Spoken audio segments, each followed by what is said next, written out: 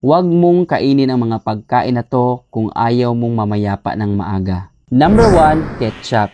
Ang condiment na ito ay kadalasan makikita natin sa kusina ng ating bahay. Ito ay mataas sa fructose corn syrup at preservatives.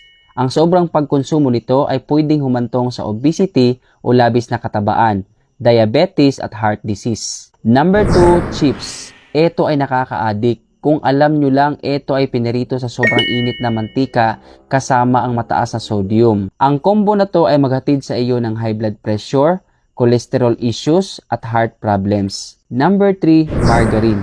Minsan naiisip natin na mas healthy ito kaysa butter. Pero kung alam lang natin, ito ay punong-puno ng trans fats na nakakapagpataas ng bad cholesterol at pababain ng good cholesterol na humantong sa heart disease. Number 4, pasta.